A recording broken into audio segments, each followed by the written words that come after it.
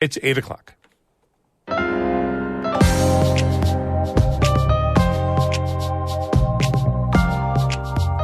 Good morning. This is Northern Light for Friday, June 15th. I'm Monica Sandreski. And I'm Todd Moe. The Saranac Lake Marina got the Adirondack Park Agency's approval yesterday to cover 134 of its boat slips. That didn't sit well with all the APA members. The hamlets are one of those places that's free of a lot of regulation. So it's just difficult to watch because this will follow that land forever, even if it stops being a marina. Communities throughout the North Country are putting the last details on their Juneteenth celebrations, from Ausable Chasm to Watertown. We'll talk with one of the organizers of Burlington's Freedom Day. True belonging is that accessibility of choice and to be in any space and feel like you authentically can belong.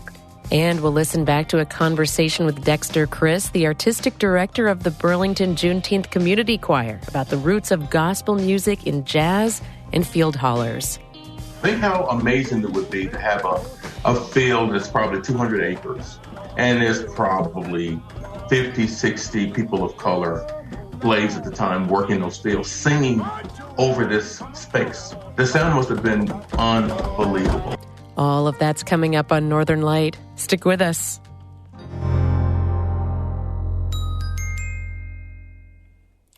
Broadcast of Northern Light here on North Country Public Radio is supported by the Depot Theater, Westport, a professional equity theater in the Adirondacks celebrating its 45th season, depottheater.org. And by Barstow Subaru, Potsdam, committed to the safety and security of all-wheel drive. Details at barstowsubaru.com.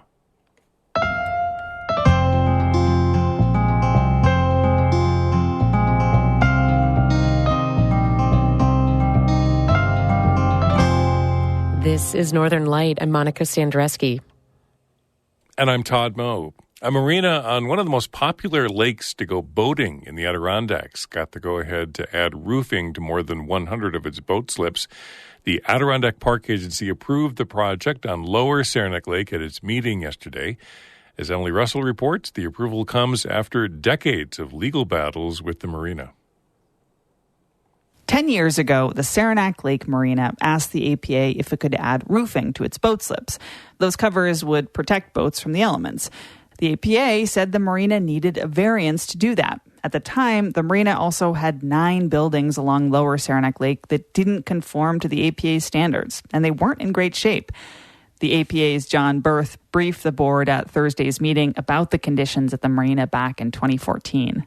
Here's a view of the portion of the shoreline from the water. You can see what kind of condition these structures were in at that time, complete with caution tape.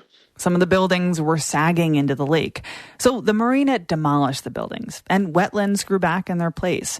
They wanted to rebuild and expand, but the APA said the marina needed a permit and a variance to do so. So the marina took the APA to court. Here's Berth again. In early 2017, the applicant sued the agency over our assertion of variance jurisdiction. This lawsuit was argued in Supreme Court that spring, with the judge ruling in favor of the agency. Over the next few years, the marina sued again. Then a local landowner sued the marina, the APA, and the DEC. After multiple lawsuits and appeals, the marina chose not to rebuild those large covered structures. Instead, they came to the APA this year and asked for a variance to cover 134 of their boat slips. The APA's Berth showed the board what the view looks like without the covered slips. Looking back at the marina, this was the existing conditions. And then a simulation with the boat slips covered. Note the green roof, brown poles. Once again, this shows all of the slips being covered. The color of the roofing actually helps the boats and the docks blend into the background from some angles. The variance also includes some improvements to the boat launch, to stormwater management on the property, and a few other upgrades. It also takes away the marina's ability to ever rebuild on the foundation of those 9 non-conforming buildings it tore down a decade ago. While that was a concession that the marina proposed, it didn't sit well with Jerry Delaney, who represents the APA's local government review board. Hamlets are one of those places that's free of a lot of regulation. So it's just difficult to watch because this will follow that land forever, even if it stops being a marina. The APA received 50 public comments on the project, about 2/3 in favor of it. They also hosted a public hearing earlier this month. At the end of Thursday's meeting, APA Board Chairman John Ernst called the proposal to a vote. All in favor? Aye. Opposed? Okay, very good. The variance request passed unanimously. After a decade of back and forth with the APA and multiple legal battles, the Saranac Lake Marina now has the approval needed to cover its boat slips on Lower Saranac Lake. Emily Russell, North Country Public Radio. Due to a lack of affordable housing options, the town of Ticonderoga is working closely with developers to construct a 60-unit mixed-income apartment complex at a former carnival site off Route 22. A county study showed a 2% decrease in Essex County's available housing units over the past decade. During the pandemic, long-term rentals and private homes were transformed into vacation properties through the process of flipping. Landlords turned to short-term rentals because of the financial benefit, which led to a rise in rental prices and made renting only slightly more affordable compared to buying a property. Ticonderoga Supervisor Mark Wright told the Adirondack Explorer it's challenging to find an apartment in town. Plans for the new affordable housing complex are expected to be submitted to the town of Ticonderoga at the next Planning and Zoning Board meeting this summer. The New York State Health Department announced this week that postpartum health care coverage for people who use Medicaid is being extended from 2 months after the end of pregnancy to a full year. The change also applies to people who use Child Health Plus. The coverage extension will apply regardless of how a pregnancy ends and regardless of immigration status. The state Medicaid director said extending the postpartum coverage will help decrease racial and socioeconomic health care disparities. The U.S. has the highest maternal mortality rate of any high-income nation. According to the state health commissioner, black people are 4 times more likely than white people to die from pregnancy complications in New York. Governor Kathy Hochul convened a state summit on youth mental health in New York City yesterday. Teenagers are facing a crisis like never seen before in the history of this country. It's anxiety, it's depression, and it's suicide. According to the CDC, 42%, almost half of all high school students feel persistently sad or hopeless. And here we are during Pride Month, and we're so proud to be the birthplace of the LGBTQ movement right here in New York, and we'll be celebrating with our Pride Parade. But think about the fact that almost 70% of LGBTQ plus kids feel persistently sad and hopeless, and 37% of them have made a suicide plan. Hochul also said 3 in 5 high school girls feel persistently sad or hopeless, and that suicide rates among black youth rose 37% between 2018 and 2021.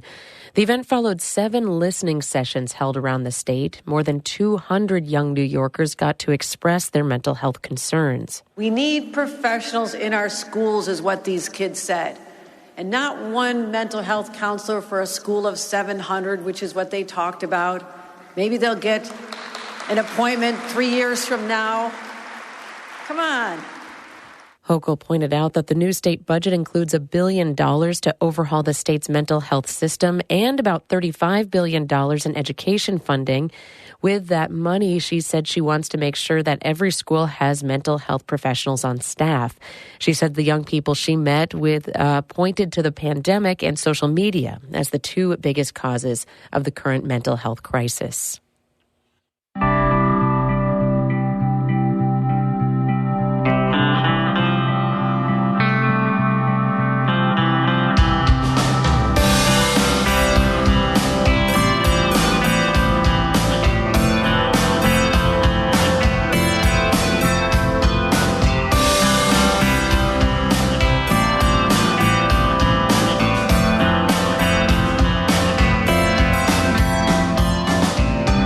You're listening to Northern Light here on North Country Public Radio. It's 9 minutes past 8. Good morning. I'm Todd Moe. And I'm Monica Sandreski.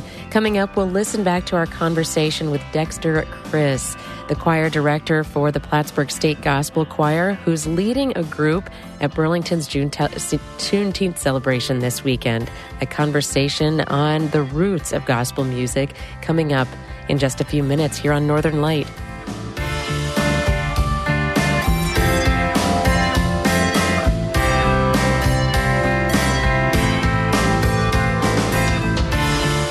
This is the group Bee Children out of Canton. You can hear more of their music as part of our Underscore project on our website. Check it out at ncpr.org/underscore.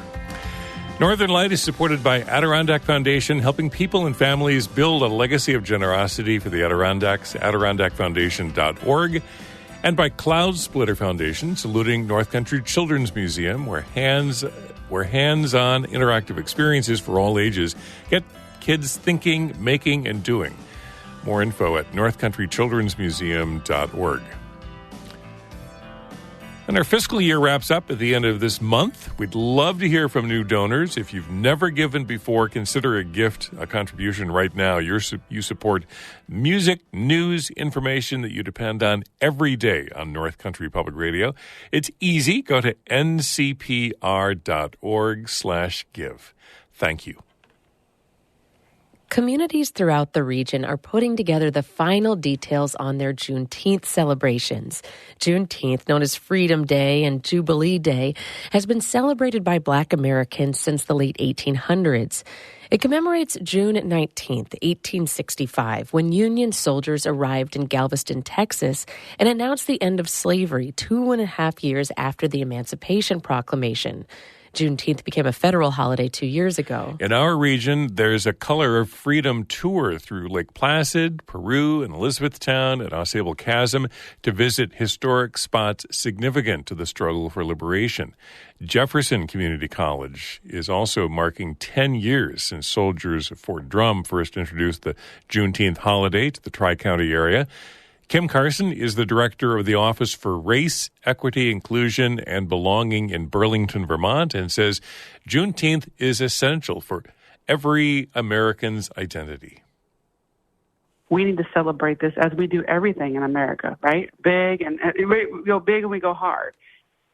And do that in a way that we elevate and center Black voices, but also as people and Black people have always done. We have always been inclusive in our fight and our struggle. It's never just been about us. As we rise and the tide rises for Black people, it rises for everyone.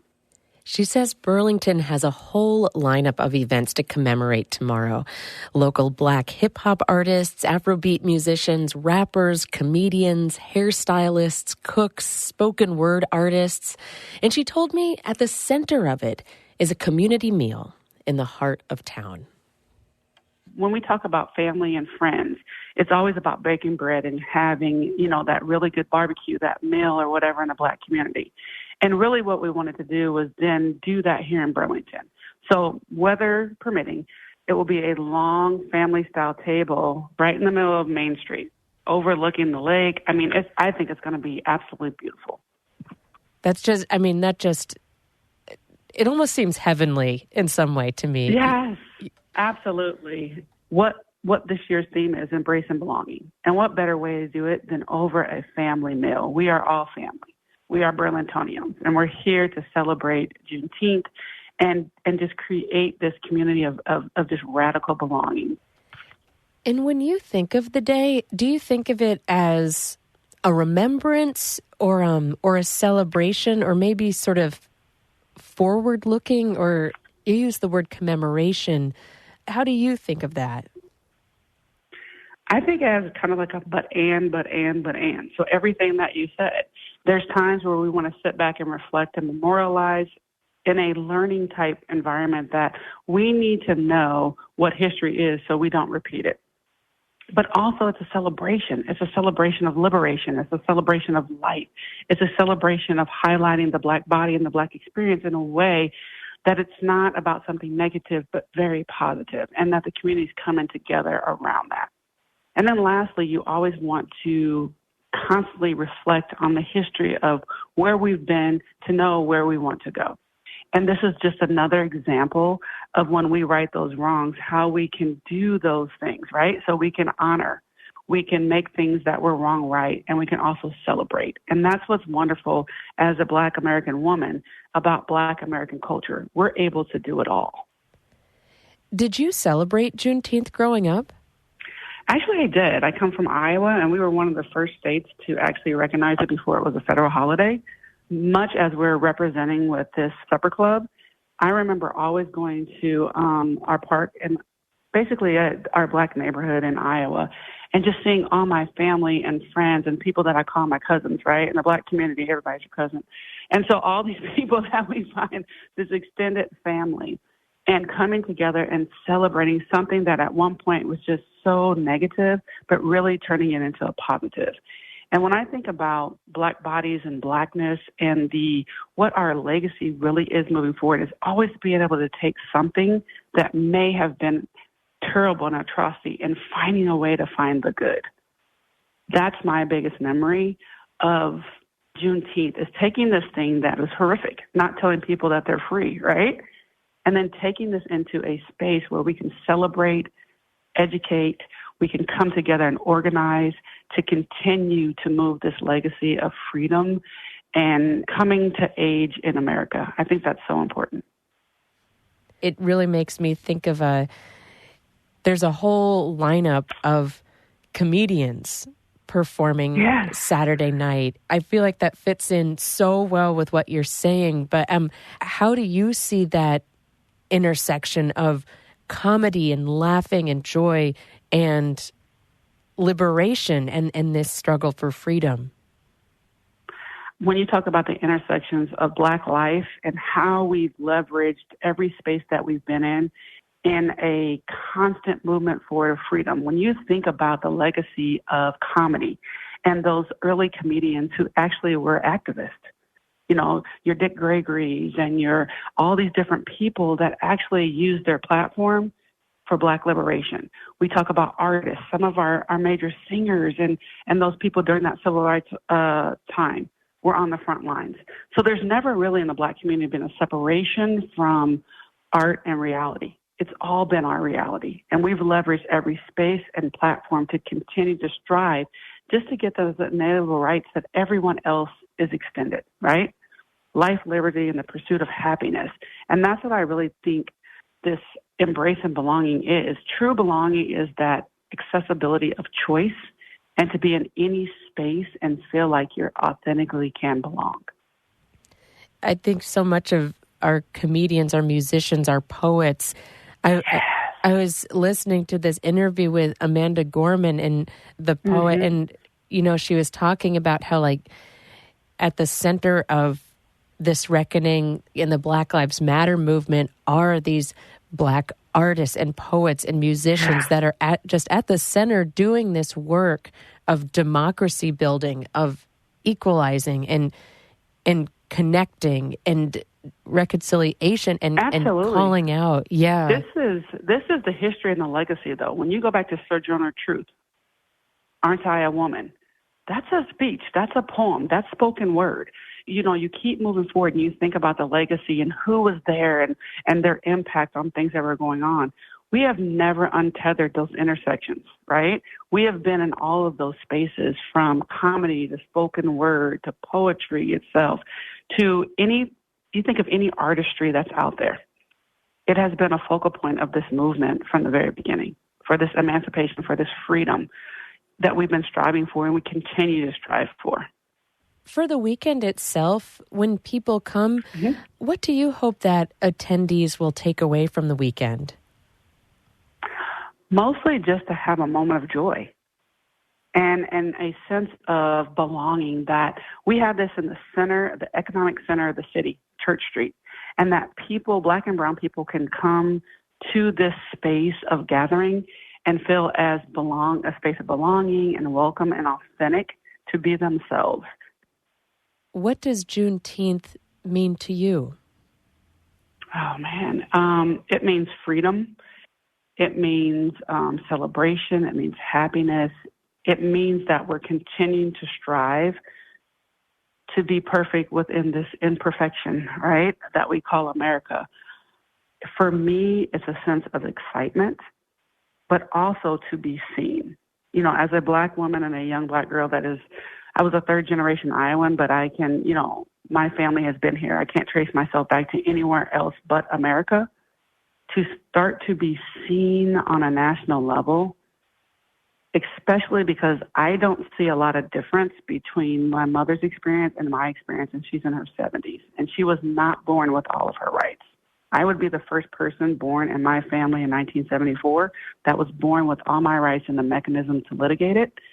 And so when you think about that, it's not that far away. Freedom is still new. We can never close our eyes or think we're done. We must continue to strive. We must continue to elevate. We need to continue to educate. And we need to continue to uplift these holidays and commemorations to make sure that we're continuing to right this wrong and the legacy of slavery and Jim Crow and all the things that we continue to strive to be better and do better. That was Kim Carson, the head of Burlington's Office for Race, Equity, Inclusion, and Belonging, talking about the city's Juneteenth celebration. Tomorrow morning, the city is hosting a gospel brunch. And coming up in just a minute, we'll listen back to our conversation with the artistic director of the Juneteenth Community Gospel Choir about the roots of gospel music, from field hollers to contemporaries like CeCe Winans. You can find a list of Juneteenth events in our region at our website, ncpr.org.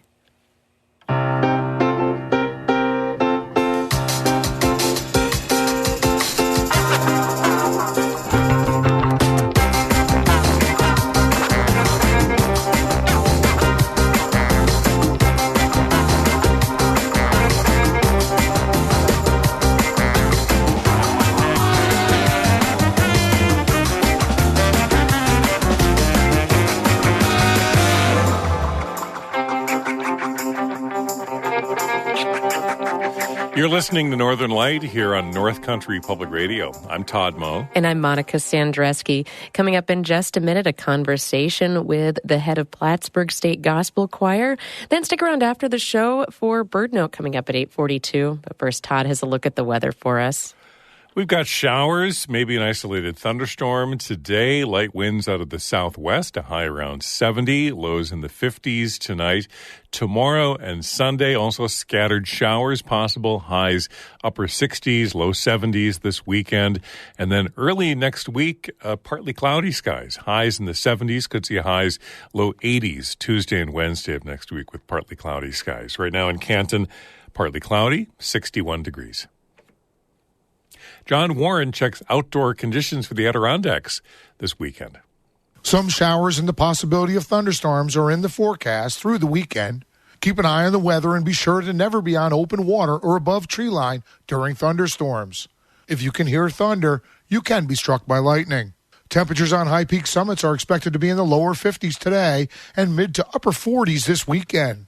Winds will be relatively calm, except during storms. Waters around the region are returning to more normal levels, with the notable exception of the smallest streams and the Hudson River, which remain a bit below normal for this time of year. Most of the region remains abnormally dry, according to the U.S. Drought Monitor. Stream crossing should not be a problem this weekend. The Hudson River gauge at North Creek is forecast to rise to a bit over 3 feet by Sunday. The Racket River is expected to rise to just under 5 feet at Piercefield, and the Lake Champlain gauge a little north of Whitehall is a little over 95.5 feet.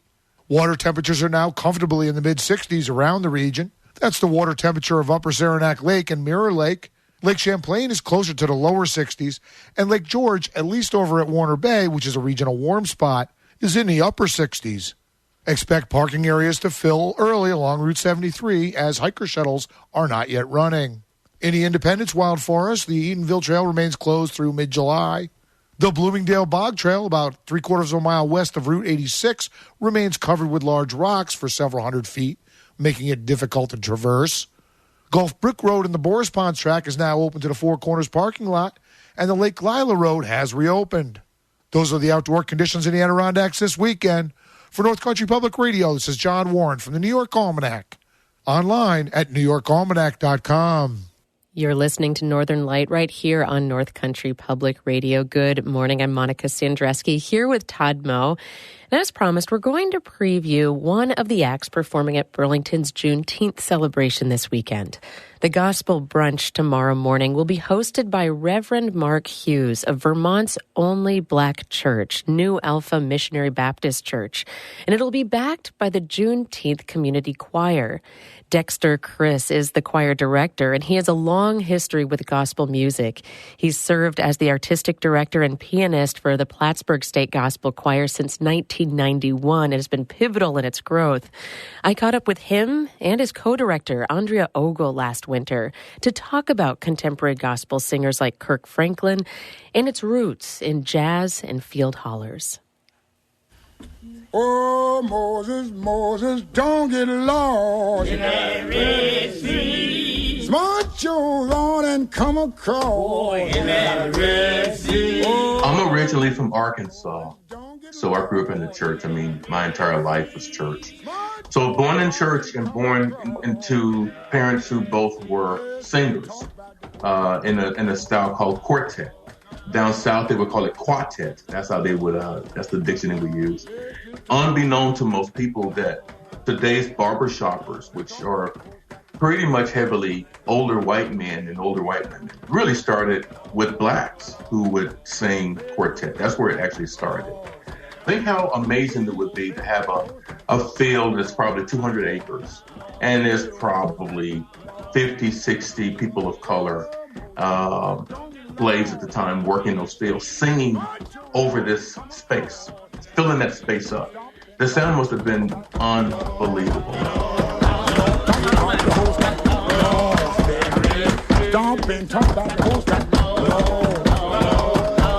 In all of that, there was always someone who had the voice that would really carry more than others. And those people with the better voices would probably on the weekends or maybe at night get together, and it's just 4 or 5 of them. And they're like, hey, let's sing this song the way we know it should be. And hence, the beginning of the barbershopper started to form. Well, there's a tolling, there's a tolling, there's a tolling, Lord, they are tolling. They keep a tolling, every day, Lord. Make me feel like my time, Lord. Hey, Lord. Hey, me, Lord. I was reading a book by James Cone about spirituals and the blues. He sort of described this music as being about the power of song to sustain in the struggle for Black survival, is how he put it. And I wonder how that resonates with you. For me, when I think about the slaves and them being told that, you know, they're not considered human and that their lives aren't valued.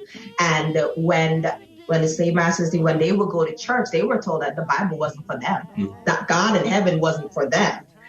And for the slaves to have to internalize that and reinterpret that to be that there's gotta be a heaven. There has to be something more than this, that it has to be for me too. And so those songs, that when they sing those songs to inspire themselves to keep going, because the only hope they have is this hope of the afterlife, that it will be better than this. And that's what the music is, what really kept them together. It was their hope.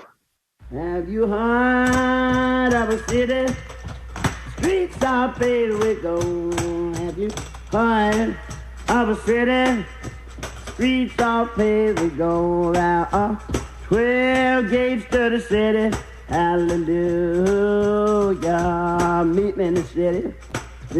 Meet me in the city. Streets of gold. When the civil rights movement was birthed, the music was right there with it to give it the energy that it needed, to sustain it. Just like us, right? We work all day, we have our music in the background. But of course, back then they didn't have that opportunity, so they had to sing it themselves. So if they would go and protest, they need something to kind of hold them together. And then more then than now, people attended church on the regular, so they knew those hymns. instinctively. And there were the songs that their grandparents sung and their moms and dads sang. And so they would sing those songs. And We Shall Overcome, which most people know. And then, Soon I Will Be Done. We're doing this one song by Jesse Dixon called The Wicked Shall Cease Their Troubling. The weary shall be at rest. What I love about that song, if you interpret it full,